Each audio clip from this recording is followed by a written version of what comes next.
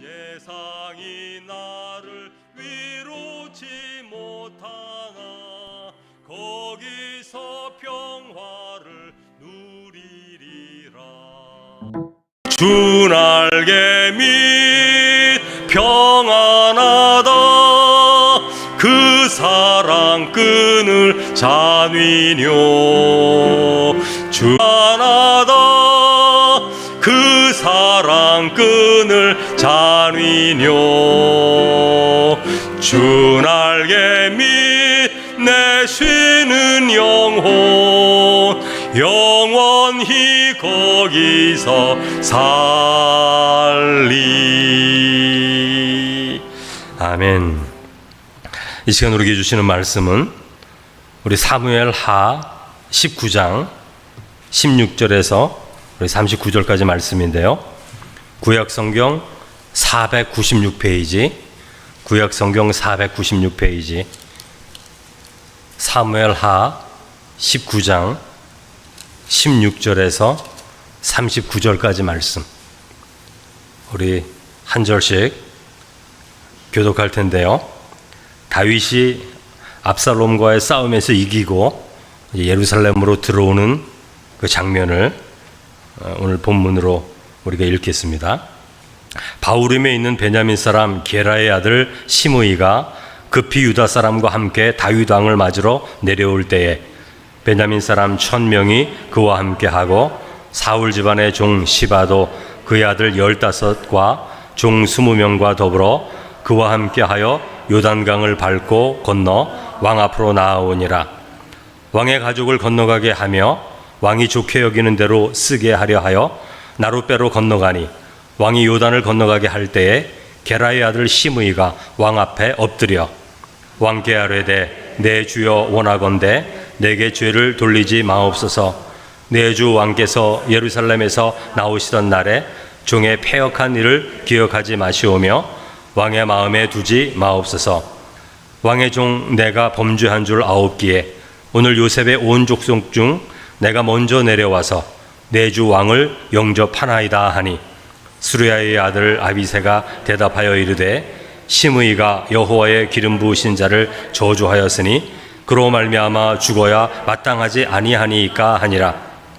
다윗이 이르되 수르야의 아들들아 내가 너희와 무슨 상관이 있기에 너희가 오늘 나의 원수가 되느냐. 오늘 어찌하여 이스라엘 가운데에서 사람을 죽이겠느냐.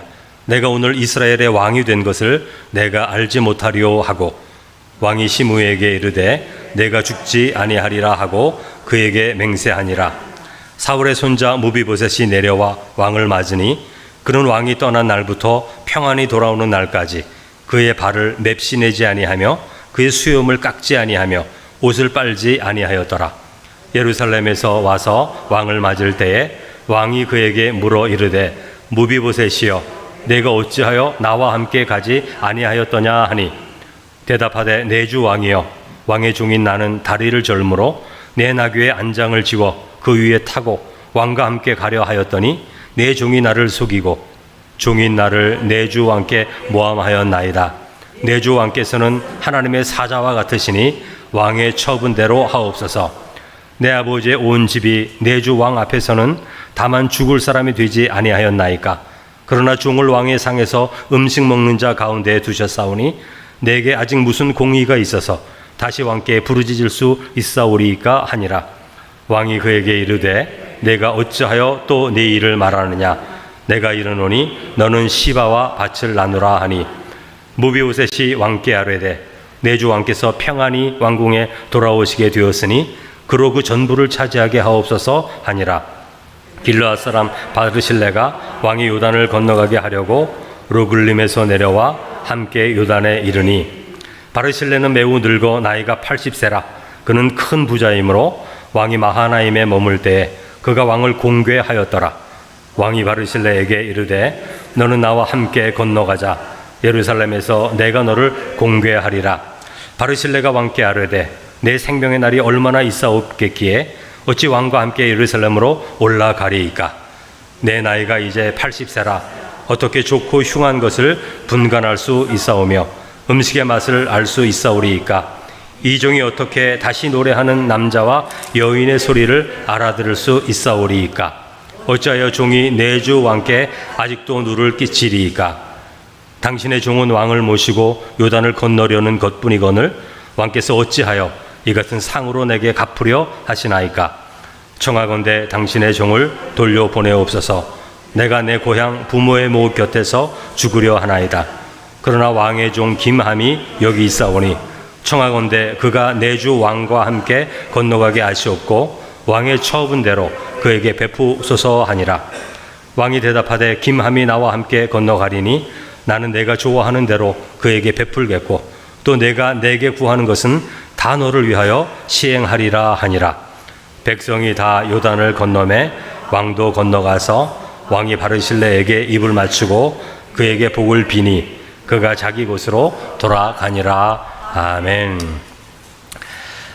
여러분, 아주 무더위가 35도씩만 올라가고 굉장히 여러분 무덥죠?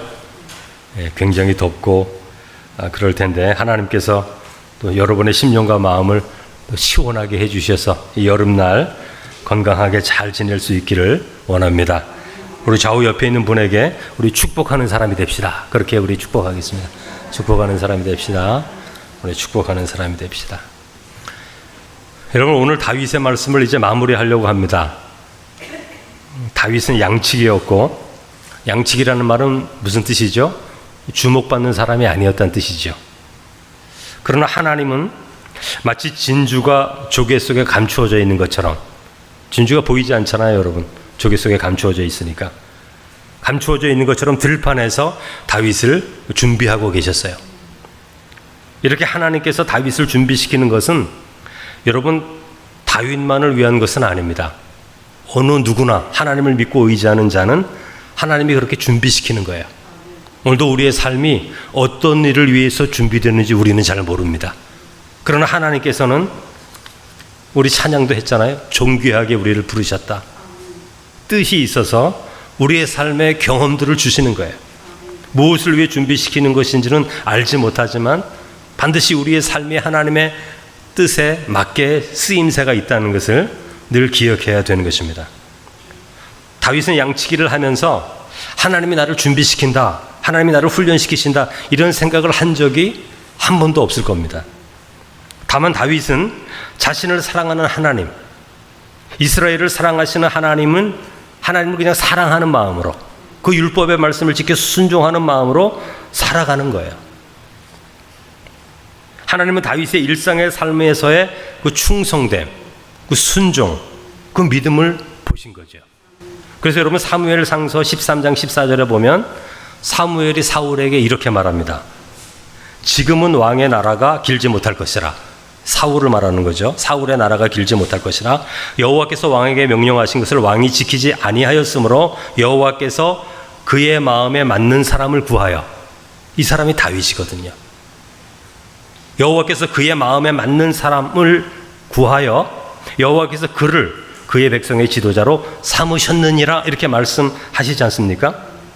그러니까 여기에서 그의 마음에 맞는 사람, 영어 성경에는 하나님의 마음을 따르는 사람, 이렇게 돼 있어요. 그러니까 하나님의 말씀을 따르는 사람인데, 하나님의 마음에 다윗이 참 맞다, 이렇게 말씀하실 때 다윗이 뭘 하고 있었죠? 양을 치고 있었단 말이죠. 양을 치고 있었어요. 그러니까 여러분, 양치는 삶을 살면서도 하나님의 마음에 맞는 자가 될 수 있다는 거예요. 그러니까 여러분, 양치기라는 직업 때문이 아니라 양치는 자로서의 태도, 양치는 자로서의 자세를 통해서 하나님의 마음에 맞는 사람이 되는 거예요. 무엇을 하더라도. 오늘날로 말하면 우리가 쿠팡 택배를 하더라도, 아파트 경비원을 하더라도, 의사를 하더라도, 무엇을 하더라도 그 직업 때문에 하나님 앞에 하나님의 마음에 맞는 것이 아니라 그 일을 어떻게 하느냐에 따라서 하나님의 마음에 맞게 되는 거예요. 우리는 종종 양치는 것과는 다른 좀 더 영적인 일들이 하나님의 마음에 맞는 삶일 것이다, 이렇게 생각할 수 있는데, 여러분, 그렇지 않아요. 하나님이 다윗을 보실 때 내 마음에 맞다, 이렇게 말씀하실 때는 언제라고요? 양을 칠 때. 왜냐하면 다윗의 그 태도와 자세, 양을 칠 때 그 태도와 자세는 그것을 양을 치든지 그 장군이든지 왕이 되든지 똑같은 것이기 때문에 그래요. 어떤 한 일을 잘하는 사람은 다른 일도 잘할 수 있다고 하나님은 생각하시는 거죠. 따라서 우리는 오늘 하나님께서 주신 삶의 자리에서 하나님의 뜻을 따라 사는 사람이 되는 것이 중요한 겁니다. 그게 준비되는 삶이에요. 여러분, 어떤 일들은 마음에 안 들잖아요. 마음에 안 들지만 그 일을 해야 되잖아요. 어떤 것들은 너무 시시하잖아요. 나는 이거보다 더 좋은 일, 더 훌륭한 일을 할 수 있는데 나에게 이런 일밖에 안 시켜? 이런 것도 있지 않습니까? 그러나 그런 것들은 하나님 앞에 하나도 중요하지 않아요. 하나님이 여러분이 어려운 일을 한다고 좋아하는 분이 아니에요. 여러분들이 시시한 일을 한다고 여러분들을 우습게 여기는 분이 아니에요. 하나님은 우리의 삶의 자리에서 그것을 어떤 마음으로 하고 있는가를 보시는 거지, 그 일을 굉장히 잘하는 거, 그 일을 크게 부흥시키는 거, 그건 두 번째, 세 번째 문제예요. 하나님은 우리의 마음의 태도를 보시는 겁니다. 그래서 신명기서 6장 5절, 너희는 마음을 다하고 뜻을 다하고 힘을 다하여 네 하나님 여호와를 사랑하라, 이렇게 말씀하시는 거예요. 그러니까 어떤 일을 하며 살아도 이 마음의 태도가 중요한 거예요. 마음을 다하고 뜻을 다하고 힘을 다하여 여호와 하나님을 사랑하면서 하는 일이 복된 일이고 준비되는 일이고 하나님이 기뻐하시는 일이에요. 하나님이 바라보시는 것은 그냥 그겁니다. 그거. 그런데 다윗이 이런 마음으로 살았다는 거예요. 여러분, 우리도 일상의 삶에서 이 마음의 태도와 삶의 모습이 드러나도록 살아야 됩니다. 하나님은 다윗을 택하시고 이스라엘을 구원하는 왕으로 세우기를 원하셨습니다. 참 이상하죠. 아주 어린 시절에 사무엘로부터 기름 부음을 받잖아요, 다윗이. 우리 생각에는 다윗의 마음이 변할 수도 있고, 아직 소년인데 소년 때는 착할 수도 있지만 시간이 지나면 나빠지는 사람도 많잖아요. 여러 상황 가운데 변질될 수도 있지 않는가, 이렇게 물을 수도 있는데, 그러나 하나님은 다윗의 중심을 보셨다 그래서 중심을. 근데 여러분, 이 중심은 변하지 않는 것입니다. 아브라함의 마음에도 이 중심이 있죠. 모세의 마음에도 이 중심이 있죠. 실수할 수 있어요, 여러분. 범죄할 수도 있어요. 근데 이 중심은 변하지가 않는 거예요. 그렇다면 이 중심은 여러분 어떻게 만들어질까요? 일상의 삶에서 하나님을 사랑하고 하나님의 뜻을 따라 살아가려고 애를 쓸 때 하나님의 은혜 안에서 이 중심이 우리 마음 가운데 만들어지는 거예요. 형성되는 거죠. 그리고 이 중심이 우리 자신이 되는 거예요. 여러분, 여러분의 중심은 어떻습니까? 하나님 보시기에 잘 만들어지고 계신가요? 여러분, 이 중심이 분명한가요? 이 중심으로부터 삶의 열매들이 나타나고 있습니까? 여러분, 지난주 말씀에 사무엘하 9장 말씀을 읽었고 오늘 19장 말씀으로 우리가 점프를 했어요. 그 사이에 10장의 말씀이 있는데, 여러분, 이 10장의 말씀을 잠깐 살펴봐야 돼요. 오늘 말씀을 우리가 이해하려면. 이 중간에 어떤 말씀이 있냐면 다윗의 범죄, 밧세바와의 간음, 밧세바의 남편 충성된 우리아를 전쟁터에서 죽게 만듭니다. 왜냐하면 밧세바가 임신을 했거든요. 이것을 가리기 위해서 남편을 죽이는 거예요. 우리아를. 충성된 자인데 전쟁의 가장 앞에, 가장 위험한 곳에 서게 만듭니다. 전쟁할 때 그렇게 안 하는데 가장 앞에 서서 아주 가장 가까이 가게 만들어서 죽게 만들죠. 그래서 우리아가 죽습니다. 이 9장과 19장 사이에 다윗의 범죄가 있고, 다윗의 범죄를 지적하는 선지자 나단의 예언의 말씀이 있고, 예언의 말씀을 통해서 다윗의 회개가 나옵니다. 그런데 여러분, 다윗이 회개하였을지라도 다윗의 범죄는 그 열매를 거두는 거예요. 열매를. 여러분, 회개하였다는 것은 아무것도 없는 것처럼 되는 게 아닙니다. 그렇게 되질 않아요. 아무것도 없는 것처럼 되는 게 아니에요. 죄짓기 전의 상황으로 모든 상황이 바뀌어 있는 것을 회개라고 말하는 것은 아닙니다. 다윗이 회개하였을지라도 밧세바를 범한 다윗의 어리석음이 사라진 것이 아니에요. 그 어리석음은 소문에 소문을 타서 이스라엘 모든 사람들에게 전해지게 되어 있습니다. 그리고 이 범죄가 이스라엘에게 미치는 도덕적인 부정적인 영향이 사라지지 않습니다. 다윗은 하나님과 회개함으로 용서함을 받아요. 죽지 않아요. 그러나 다윗의 범죄가 미치는 부정적인 영향을 이스라엘 전체에 걸쳐 열매를 거두게 되어 있는 거예요. 여러분, 죄는 열매를 거두게 되어 있습니다. 죄는 무엇보다도 도덕적인 삶의 균열을 일으키는데, 여러분, 다윗의 범죄 이후에 첫 번째 일어난 큰 사건이 뭐죠? 다윗의 아들 암논이 다윗의 또 다른 아내의 딸, 그러니까 압살롬의 여동생 다말을 여러분 범하잖아요.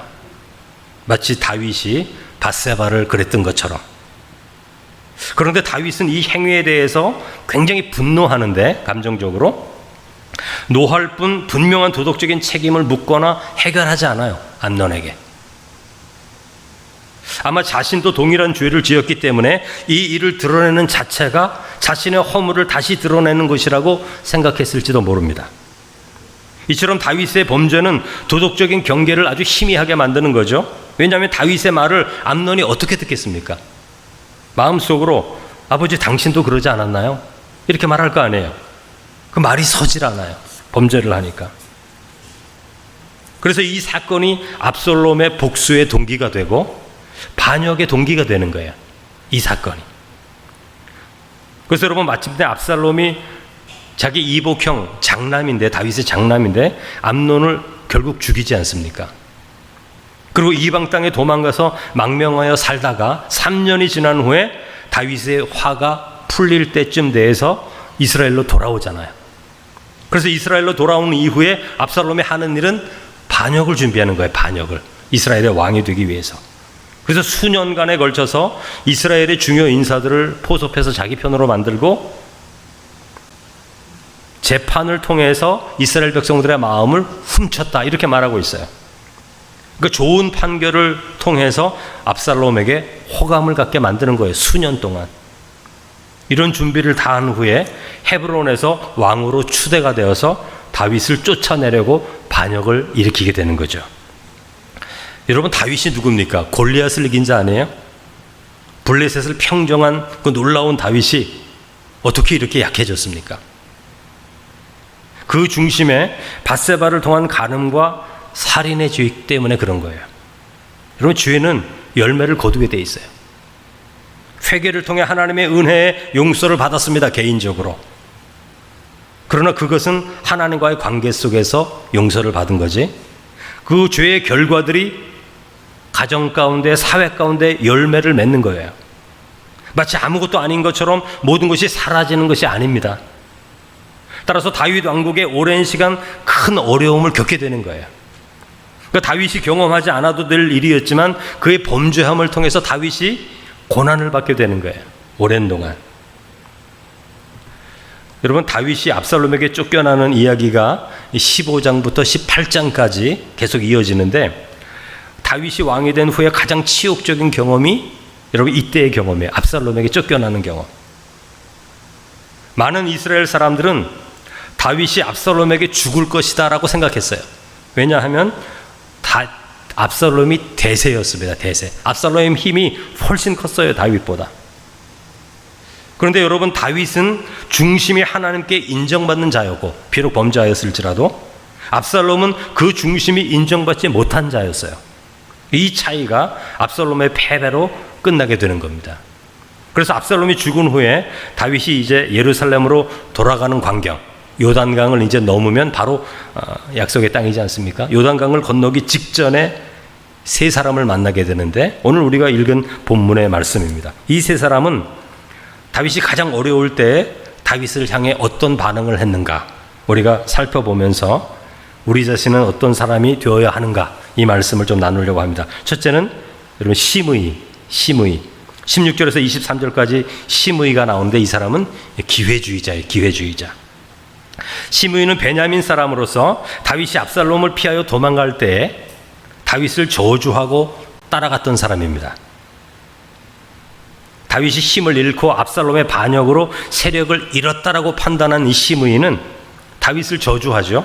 사무엘하 16장 5절 이하에 보면 어떻게 되어 있냐면 다윗과 다윗 왕의 모든 신하들을 향하여 돌을 던지고 저주하였다. 이렇게 기록하고 있어요. 7절에 보면 시므이가 저주하는 이유를 말하는데 시므이가 이렇게 저주합니다.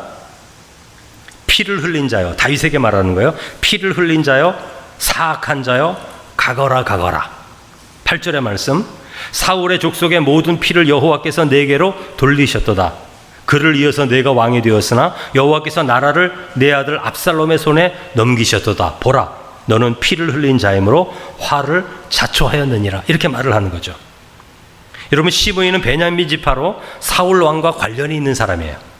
따라서 다윗이 정권을 잡고, 우리가 성경에는 자세히 나오지 않습니다만 다윗이 정권을 잡았을 때 다윗이 가장 먼저 어떤 조직의 세력을 무력화시켜야 하는 사람들은 누구냐 하면 사울 왕의 측근들이에요. 측근들. 왜냐하면 사울이 40년 동안 왕 노릇을 했기 때문에 그 세력이 아주 견고합니다. 다윗이 왕이 되었잖아요. 그러니까 이 반대 세력을 제거해야 되는 거예요. 다윗의 입장에서는. 그렇지 않으면 언제든지 반역이 일어날 수 있기 때문에 성경에는 자세히 나오지 않지만 다윗이 사울과 사울의 신하들에 대해서 어떤 무력적인 일을 행하였다고 우리가 상상할 수 있어요. 그래서 지금 시므이가 이렇게 말하는 겁니다. 시므이는 옛 사울 사람들의 모임 가운데 지도자 격을 맡고 있는 사람이기 때문에 다윗이 어려울 때 나와서 다윗을 저주하는 거예요. 너가 사울의 가족을 이렇게 죽였더니, 피를 흘렸더니 하나님이 이제 복수하시는 것이다. 이렇게 말하는 거죠. 그런데 16장에 보면 시므이가 이렇게 저주할 때 주변에 있었던 다윗의 용사들이 시므이를 죽이려고 합니다. 죽일 수 있거든요. 그런데 다윗이 그것을 제지합니다. 죽이지 마라. 오히려 시므이가 마음껏 저주하도록 그냥 둡니다. 16장 11절에 보면 이렇게 말해요. 여호와께서 그에게 명령하신 것이니 그가 저주하게 버려두라. 여러분, 다윗은 자신에게 벌어지는 이러한 일들이 하나님의 섭리 가운데 있다는 것과 자신의 죄에 대한 심판의 요소도 있다는 것을 받아들이는 거예요. 그래서 14절에 보면 시므이가 다윗과 다윗의 사람들이 피곤할 정도로 돌을 던지고 먼지를 내고 악한 말을 쏟아냈다. 이렇게 말을 하고 있는 거예요. 여러분, 다윗은 12절에 이렇게 고백합니다. 시므이의 저주의 말을 들으면서 이렇게 말합니다. 혹시 여호와께서 나의 원통함을 감찰하시리니 오늘 그 저주 때문에 여호와께서 선으로 내게 갚아주시리라. 이렇게 고백하는 거예요. 그러니까 여러분, 다윗의 초점은 자기 자신의 자존심이 아니에요. 자존심. 여러분, 많은 사람들이 자존심이 굉장히 강하죠. 자존심이 뭡니까? 지금 자신이 어떻게 다른 사람들에게 받아들여지고 있는가? 그게 자존심이잖아요. 조금이라도 우습게 보이거나 무시당한다고 생각이 들면 견디지를 못하죠. 잠을 못 자죠. 밥을 먹지 못하죠. 그런데 다윗은 아닙니다. 그는 하나님의 은혜에 초점을 맞추기에 시므이가 지금 저주를 퍼부어요. 왕인데 그 주변에 지금 사람들이 다 보고 있어요. 왕의 신하들이 다윗을 보고 있어요. 어떻게 하나? 근데 그 저주의 말을 다 듣습니다. 반응하지 않습니다. 그러니까 다윗은 왕의 위신이 땅에 떨어지는 것을 알고 있어요. 근데 그것이 하나도 중요하지 않아요. 다윗에게 하나님이 선하게 이 일을 변화시켜 줄 것을 그냥 기대하는 거예요. 하나님께서 모든 일의 주권자임을 알기에 자신의 감정을 우선시하지 않는 거예요. 오히려 시므이에게 반응하는 것은 다윗의 마음을 상하게 할 뿐이죠. 그걸 알고 있습니다. 여러분, 이 시므이가, 이렇게 저주했던 시므이가 오늘 본문에 보면 다윗이 요단강을 건너 예루살렘으로 돌아올 때 어떻게 행동합니까? 베냐민 사람 1000명과 함께 와서 18절에 보면 다윗 왕 앞에 엎드렸다. 그리고 19절에 이렇게 말합니다. 내 주여 원하건대 내게 죄를 돌리지 마옵소서. 내 주 왕께서 예루살렘에서 나오시던 날에 종의 패역한 일을 기억하지 마시오며 왕의 마음에 두지 마옵소서. 20절 왕의 종 내가 범죄한 줄 아옵기에 오늘 요셉의 온 족속 중 내가 먼저 내려와서 내 주의 왕을 영접하니이다. 이렇게 말을 하는 거예요. 그런데 다윗이 이 말을 듣고 23절에 이렇게 약속을 합니다. 왕이 시므에게 이르되 내가 죽지 아니하리라 하고 그에게 맹세하니라. 이렇게 되어 있어요. 여러분, 시므이와 다윗이 아주 극명하게 대조가 되지 않습니까? 다윗은 시므이를 용서하고 죽이지 않겠다고 왕의 권위로 맹세까지 해줘요. 물론 이 시므에는 솔로몬 왕 때 죽임을 당합니다. 그러나 다윗 때에는 안전한 삶을 살아요. 약속을 지켜요, 다윗이. 여러분, 저와 여러분이 다윗이라면 예루살렘으로 다시 왕으로 귀환할 때 이 시므이 같은 사람 용서할 수 있습니까? 복수해도 누가 다윗을 욕하지 않아요. 시므이의 죄를 알기 때문에. 그러나 다윗은 복수하지 않습니다. 이것이 다윗의 중심이에요. 중심. 하나님이 다윗을 좋아하는 다윗의 중심이 이런 마음이에요. 다윗은 언제나 하나님을 바라봅니다. 그리고 하나님이 압살롬의 반역에서 구원하여 회복하여 주시는 그 은혜의 시간, 승리의 시간을 복수의 시간으로 만들지 않으려고 하는 거예요. 사람들은 정권 잡으면 다 복수하려고 그러잖아요. 다윗은 정권을 잡았는데 용서하는 거죠. 다윗은 하나님의 뜻이 이루어지기를 소원하는 것입니다. 사실 시므이는 옛 사울파의 지도자이기 때문에 시므이를 용서하고 받아들이는 것은 그들의 충성을 요구하는 일이기도 한 거죠. 다윗은 무력을 써서 충성을 요구하는 것이 아니라 용서함으로써, 생명을 살려줌으로써 그 충성을 받아내는 거죠. 그래서 여러분, 이 말씀을 읽으면서 시편 23편의 한 구절이 생각나지 않습니까? 5절 말씀. 주께서 내 원수의 목전에서 내게 상을 차려주시고 기름을 내 머리에 부으셨으니 내 잔이 넘치나이다. 역전되는 거예요. 악을 손으로 이긴 다윗은 자신의 낮아짐을 높이시는 하나님의 은혜를 경험하는 거예요. 원수가 무릎을 꿇잖아요. 모든 사람 앞에서. 모든 사람이 보잖아요. 하나님이 의를 이루시는구나. 다윗의 손을 들어주시는구나. 그 자리에서 다 고백하지 않습니까? 높아진 시므이는 낮아지고 낮아진 다윗은 높아지는 것. 이런 기적이 일어나는 순간은 겸손하여 낮아질 때이죠. 주님이 십자가를 질 때에 하나님의 아들로 고백되는 것처럼 오늘 우리의 모든 삶에서 우리는 시므이의 교만한 마음이 아니라 다윗의 그 낮아짐, 겸손한 마음, 하나님의 나라와 그 뜻을 구하는 삶을 통해 높여주시는 하나님의 은혜를 우리가 기대할 수 있는 것입니다. 두 번째는 여러분 무비보셋인데 24절에서 30절. 이 사람은 아주 우유부단한 사람이에요. 2주 전에 말씀드린 것처럼 다윗이 요나단과의 언약을 기억해서 사울의 모든 땅을 무비보셋에게 돌려주잖아요. 요나단의 아들이 무비보셋인데 왕의 식탁에 앉아서 먹도록 명예를 회복시켜 줍니다. 그런데 무비보셋은 다윗이 압살롬에 쫓겨갈 때 함께 동행하지 않아요. 그래서 다윗이 25절에 무비보셋을 만났을 때 이렇게 질문합니다. 어찌하여 나와 함께 가지 아니하였더냐? 이렇게 묻는 거예요. 그러니까 무비보셋에게 이렇게 물었다는 것은 다윗이 무비보셋이 당연히 다윗을 따라갈 것이라는 것을 생각했다는 거죠. 여러분, 어려움에 동행하는 것이 서로에게 위로와 신의를 쌓는 것이기 때문에 그렇습니다. 그런데 어떤 이유에서인지 무비보셋은 선뜻 따라가지 않았어요. 근데 여러분 16장에 보면 이런 일이 있습니다. 무비보셋의 종 시바가 다윗이 막 쫓겨갈 때 음식물을 쌓아와서 다윗에게 그 식량을 공급하는 장면이 있어요. 이때 다윗이 큰 힘을 넣습니다. 그때 다윗이 16장 3절에 그 시바에게 이렇게 묻습니다. 내 주인의 아들이 어디 있느냐? 무비보셋이 어디 있느냐? 왜 너 혼자 왔느냐? 이런 말이죠. 이때 시바가 이렇게 답변합니다. 이 말이 진실인지는 모르지만 성경에 이렇게 써 있어요. 그가 무비보셋이 말하기를 이스라엘 족속이 오늘 내 아버지의 나라를 내게 돌리리라. 이렇게 말했다는 거예요. 그러니까 다윗이 압살롬에게 쫓겨가니까 이 혼돈을 통해서 하나님이 이제 다윗의 나라를 패하고 무비보셋 나를 세울 것이다, 왕으로. 이렇게 말했다는 거예요. 그러니까 다윗이 화가 나서 이 시바에게 무비보셋에게 주었던 모든 땅을 다 너에게 준다. 이렇게 말을 한 것입니다. 그런데 여러분, 우리가 성경을 읽으면 이 시바와 무비보셋 가운데 누가 거짓말을 하는지 알 수가 없어요. 근데 오늘 본문을 보면 무비보셋이 다윗이 요단강을 건너려 할 때 나와서 맞이하는 모습을 가르쳐 주는데 24절을 보면 이렇게 되어 있습니다. 그는, 이 무비보셋이에요.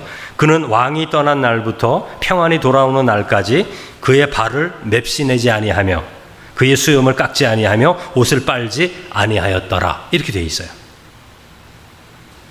또한 자신이 다윗을 따르지 못한 것은 본래 다윗을 따르고자 했으나 시바가 자신을 속이고 왕에게 가서 자신을 모함했기 때문이다. 이렇게 말을 합니다.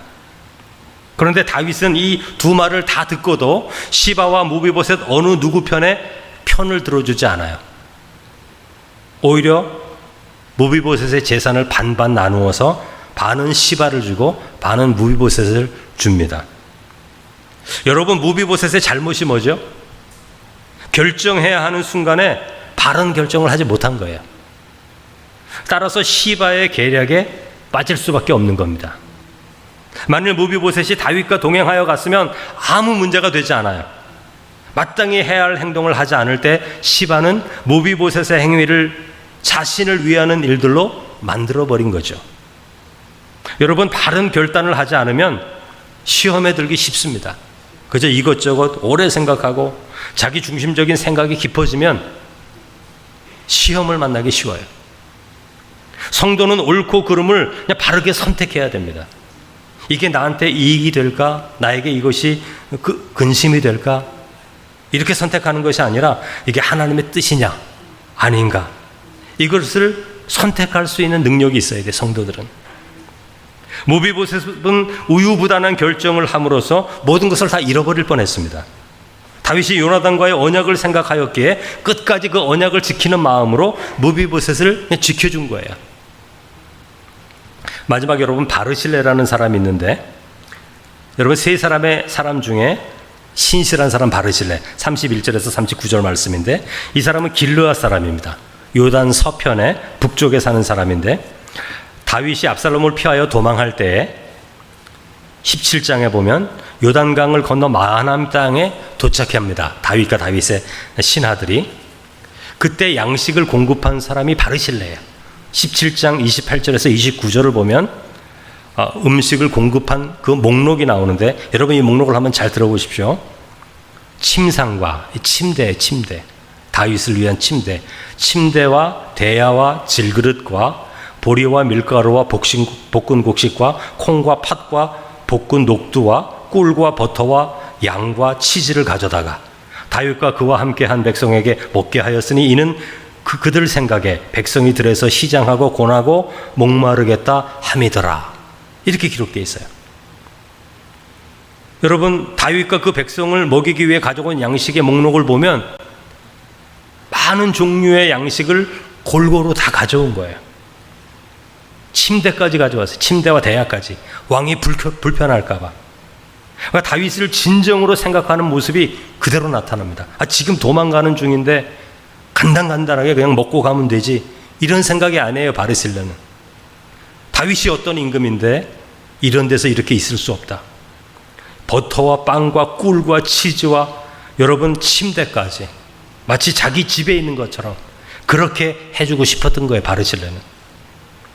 여러분, 쫓기는 과정에서 이런 좋은 음식으로 접대를 받는다면 다윗의 마음에 평안이 있죠. 여러분, 힘을 얻죠. 새 힘을 얻죠. 여러분, 바르실레와 다윗의 관계를 성경에서는 많이 보여주지 않습니다만, 바르실레는 큰 부자, 길르앗에 살았던 사람, 다윗을 후원하는 사람이었어요. 다윗을 지지하고 다윗을 돕고 다윗을 후원하는 사람. 바르실레는 다윗을 통해 하나님이 이루시는 역사를 보았기 때문에 다윗을 신뢰합니다. 충성을 다합니다. 다윗의 범죄함을 바르실레는 알았어요. 아마 실망했을 거예요. 그러나 다윗을 여전한 마음으로 끝까지 지지하고 신뢰합니다. 변함없는 다윗의 후원자가 되는 거죠. 바르실레는 다윗이 쫓기는 순간에도 다윗에 대한 그의 생각이 변함이 없어요. 요나단처럼 자기 생명보다 더 사랑하는 거예요. 다윗의 진면목을 발견한 바르실레는 다윗을 진정으로 사랑하고 존중히 여기는 자죠. 여러분, 가장 어려울 때 진정으로 돕는 자는 진실한 사람입니다. 어떤 사람들은 이웃이 어려움을 겪으면 그 사람의 허물을 드러내는 사람들이 있어요. 여러분, 그런 사람이 되어서는 안 됩니다. 여러분들이 싫어하는 사람이 어려움을 겪었어요. 야, 그것 봐라. 그렇게 말하면 안 돼요. 하나님 그거 싫어하세요. 여러분이 싫어하는 사람일지라도 용기를 줄 수 있고 축복을 줄 수 있어야 돼요. 그게 하나님이 기뻐하는 사람이고 그게 그리스도인이에요. 어떤 사람은 이웃이 어려움을 겪으면 허물을 드러냅니다. 무엇을 잘못해서 무엇이 부족해서 이런 일이 일어났다 이렇게 얘기합니다. 바르실레는 그런 사람이 아니에요. 그는 다윗의 중심을 아는 사람이죠. 사람은 누구나 실수할 수 있습니다. 그러나 그 중심을 알면 기다려주고 격려하고 용기를 주는 거예요. 저도 한번 위로를 받은 적이 있는데 미국에서 좀 어려웠을 때 어느 날 갑자기 한 친구 목사님인데 저하고 비슷한 시기에 미국에 왔고 한국에 있을 때 이제 옆 교회에 있는 교회였기 때문에 뭐 축구 시합도 하고 교제도 하면서 몇 번 만났던 목사님이신데 그분이 갑자기 전화가 왔어요. 저 지금 밖에 있으니까 문을 열어달라. 열었더니 아주 2박스 음식을 가져왔어요. 코스트코 그 박스인데 거기에 이제 뭐 소고기 2팩 뭐 그리고 한 10종류 이상 되는 뭐 과자부터 시작해가지고 한 30만 원어치 한 거의 300불 되는 양의 선물을 가지고 저희 집을 찾아왔어요. 제가 그때 힘들었을 때인데 그분은 제가 힘든다는 걸 모르는 분이거든요. 근데 얼마 전에 아버님이 돌아가셔서 이분이 갑자기 한국을 다녀온 거예요. 근데 미국에 왔는데 마음이 적적하고 아버님 생각하니까 마음이 불편하고 이러는 가운데 갑자기 제 생각이 나서 자기 마음이 울적한데 선물을 들고 온 거예요. 아주 큰 선물을 들고 저한테 왔습니다. 근데 그 선물 받은 게 지금 벌써 13년 전 되는데 제가 선물만 생각이 나면 그 목사님이 생각이 납니다. 그러니까 여러분 어려울 때 풍성한 양식을 공급받는 것이 어떤 기분인지 제가 다윗의 마음을 조금이라도 알 수 있는 거예요. 바르실레는 그런 사람이에요. 사람들이 겉에 드러난 실수만을 볼 때 바르실레는 중심을 보는 사람. 사람들이 자신의 유리함을 저울질할 때 바르실레는 신의를 생각하는 사람. 다윗은 그런 바르실레를 알기 때문에 예루살렘으로 올라가자. 내가 당신을 이제 공개할 것이다. 이렇게 말하지 않습니까? 근데 끝까지 거절하고 아들을 대신하여 보내는 것입니다. 여러분 다윗이 가장 약한 위치로 떨어졌을 때 세 사람의 반응이 제각각이죠. 여러분 어떤 사람이 되고 싶습니까? 시므이처럼 사람이 어려움을 당할 때 사람을 공격하는 사람 되겠습니까? 마치 기회를 잡은 것처럼 몰아붙이겠습니까? 부끄러움을 드러내고 없는 것까지 있는 것처럼 부풀려 몰아붙이겠습니까? 이런 사람은 자신의 행위로 인해 무릎을 꿇을 때가 와요. 다윗 앞에 무릎을 꿇잖아요. 내가 죄악을 저질렀다 이렇게 말하지 않습니까? 무비보셋은 어떻습니까? 큰 은혜를 받았지만 다윗의 마음에 합하지 못해요. 물론 다윗을 반대한 것은 아닙니다만 다윗이 어려움을 당할 때 다윗을 격려하고 용기를 주지 못합니다. 함께 있는 것만으로도 힘이 됐을 텐데 무비보셋은 자신이 서야 할 자리를 깨닫지 못해요. 결단하지 못해요. 그러므로 오히려 시바를 통해 시험당하는 거죠. 여러분 우리의 선택은 바르실레죠. 바르실레는 참 그리스도인의 모습을 보여줍니다. 다윗에게는 분명한 실수와 죄가 있어요. 그러나 바르실레는 다윗의 중심을 믿기 때문에 다윗의 허물을 드러내기보다 어려운 때 돕고 가장 필요한 것들로 후원하는 거죠. 다윗의 실수가 다윗을 낮추어 보는 근거가 되지 않습니다. 바르실레는 다윗의 중심을 아는 자이기 때문에 그런 거죠. 그러므로 바르실레는 다윗이 예루살렘으로 다시 귀환하는 이 시대에 식탁에 초대를 받는 거예요. 식탁에. 그 아들이 식탁에 앉게 되잖아요. 다시 말하면 미래가 열리는 거예요. 미래가. 너가 너의 아들 김함을 통해 내게 말하는 것을 내가 다 들어줄 것이다. 이렇게 약속을 받지 않습니까? 미래가 열리는 거죠. 여러분 우리들은 모두 어떤 일들에 반응하게 돼 있습니다. 우리의 선택과 결단이 미래를 열어가는 것이 되려면 모든 행위에 진정한 사랑과 용서와 존중함이 있어야 되는 거예요. 우리도 모르는 사이에 이런 존중과 사랑과 여러분 용서가 하나님의 때를 만들어가는 것이고 우리의 삶의 미래를 열 수 있는 그 삶의 능력을 만들어가는 거예요. 이런 은혜가 있기를 주님의 이름으로 축원합니다. 우리 이 시간 다 함께 우리 합심하여 기도하겠습니다. 우리 말씀을 생각하며 기도할 때에 우리가 세 사람을 바라보았죠. 여러분, 우리는 어떤 사람입니까? 시므이 같은 사람입니까? 무비보셋 같은 사람입니까? 바르실레 같은 사람입니까? 고난의 때에 비난하는 사람입니까? 낮추어 보는 사람입니까? 상처에 더 독을 쏟는 사람입니까? 그의 중심을 보며 격려해주고 용서하고 사랑해주고 함께해주는 사람입니까? 바르실레처럼 우리의 삶의 미래가 열려진 미래가 되기를 정말 원한다면 하나님 사랑하게 해주십시오. 격려하게 해주십시오. 돕는 손길 되게 해주십시오. 선한 사마리아인처럼 나와는 전혀 관계가 없는 사람일지라도 지나가는 자가 아니라 돕는 자가 되게 해주십시오. 기도만 한다고 되는 일이 아니고 예배만 참여한다고 되는 일이 아니라 우리의 삶을 다하여 이 사랑을 실천할 때 우리의 삶의 미래가 열려지는 것인데, 하나님 그런 은혜를 우리 가운데 허락해 달라고 우리 주여 한번 크게 부르신 후에 우리 기도하겠습니다.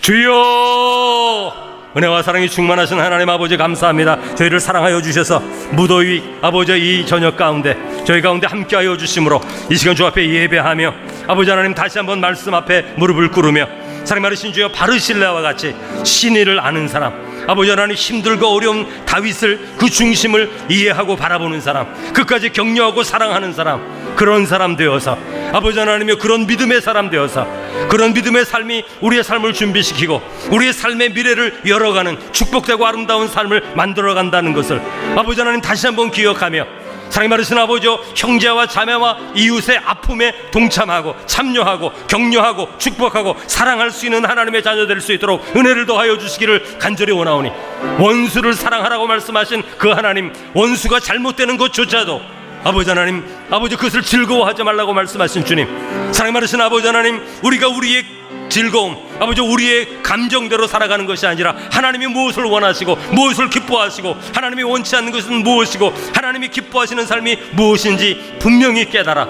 하나님이 기뻐하시는 삶을 선택하며 살아가는 하나님의 자녀가 될 수 있도록 은혜를 더하여 주시기를 간절히 원하옵나이다. 우리는 어떤 사람입니까? 이 세상을 살아가며 구원받은 주의 백성으로 살아가며 여전히 시므이처럼 살아가고 있지는 않습니까? 시므이의 삶을 아버지 다 청산하게 하시고 아버지 하나님 온전히 예수 그리스도를 닮아 사랑이 많으신 아버지 온전한 사랑과 용서함으로 살아가는 하나님 자녀 될 수 있도록 은혜를 더해 주옵소서. 우리가 무비보셋같이 살아가고 있지는 않습니까? 우유부단하게 진리의 편에 서지 않고 결정하지 못하는 삶을 살고 있지는 않습니까? 아버지 하나님 바르실레와 같이 그 중심을 바라보며 하나님의 선한 뜻을 바라보며 아버지 하나님의 성실과 진리로 사랑과 은혜로 아버지 하나님 돕는 마음으로 믿음으로 살아갈 때 우리 안에 일하시는 그 하나님께서 이런 믿음의 삶을 통하여 우리의 삶을 열어가시고 미래를 축복되게 하시는 하나님의 은혜의 길로 나아갈 수 있도록 하나님 역사하여 주시기를 간절히 원하고 기도하오니 충만한 은혜로 채워주시옵소서. 아버지 믿습니다. 하나님 주여 믿습니다. 우리 교회를 위해서 그리고 나라와 민족과 세상을 위해서 우리 다시 한번 기도할 때 하나님 우리 교회가 하나님이 주시는 새로운 변화를 통해 시므이 같은 사람도 있고 무비보셋 같은 사람도 있을지 몰라도 바르실레와 같은 사람으로 변화되는 아름다운 공동체, 그 생명의 아름다운 교회 되게 해달라고 기도해 주시고 우리가 온전히 한 몸이 되고 서로 격려하고 축복하고 우리 자신의 일로 받아들이며 사랑할 수 있는 마음을 허락해 달라고, 그러므로 이 지역 가운데 세우신 하나님의 뜻을 이루어지게 해달라고, 다음 세대와 선교 사역을 위해서 장마로 인하여 피해 입은 지역과 사랑하는 사람들 위해서 회복될 수 있기를 위해서 이 온 세상에 참된 평화, 바르실레 같은 사람들이 많아져서 참된 평화를 이룰 수 있는 세상 되게 해달라고 우리 시간 다 함께 주여 한 번 더 외치고 기도하겠습니다. 주여! 사랑이 많으신 아버지 하나님, 하나님의 몸된 교회 이태원 제교회를 기억하여 주시고 사랑이 많으신 아버지 저희 교회가 모일 때마다 기도하고 말씀을 묵상하고 서로 권면하고 사랑으로 역사하고 사랑이 많으신 아버지 하나님, 하나님의 진리의 말씀으로 나누고 그러므로 서로가 서로에게 힘을 주고 격려하고 용기를 주고 아버지 하나님이여 담대함을 격려할 수 있는 하나님의 자녀로 되게 하여 주시고 하나님의 믿음의 공동체, 신앙의 공동체로 세워질 수 있도록 인도하여 주셔서 우리의 모임이 그저 사람의 모임이 되지 않게 하시고 성령의 인도하심을 따라 이곳에 아름다운 신앙의 공동체가 세워지고 이 이태원 지역을 향해 이 한국 사회를 향해 서울 지역을 향해 온 세상과 나라를 위하여 하나님의 온전한 복음의 말씀을 선포하는 아름다운 교회로 세워질 수 있도록 은혜를 더하여 주시기를 간절히 원하오니, 하나님의 은혜가 차고 넘쳐서 하나님의 성령이 충만하여서 이곳에 머무는 자마다, 이곳에 들르는 자마다, 이곳을 오가는 모든 자에게 하나님의 진리의 말씀으로 하나님의 구원의 음성을 듣는, 치유되고 회복되는 아름다운 선한 역사가 이루어지는 하나님의 교회로 세워지게 하여 주시기를 원하오니, 아버지 하나님의 시므이와 같이 무비보셋 같은 삶은 끊어주시고, 바르실레와 같은 아름다운 사람, 평화의 사람, 사랑하고 축복하는 사람, 끝까지 견뎌내고 그 중심을 바라고 기대하는 사람, 아버지 그런 사람들이 되어서 아버지 이 세상 가운데 아름다운 아버지 하나님이여 미래를 가져올 수 있는 복되고 아름다운 사람들 되게 하여 주옵소서.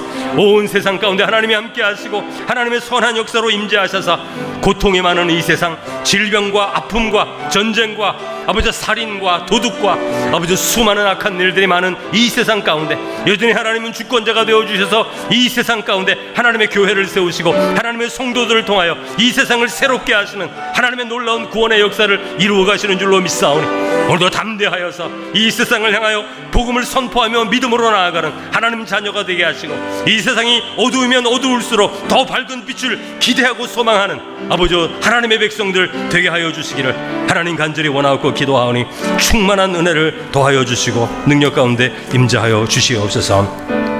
아버지 믿습니다.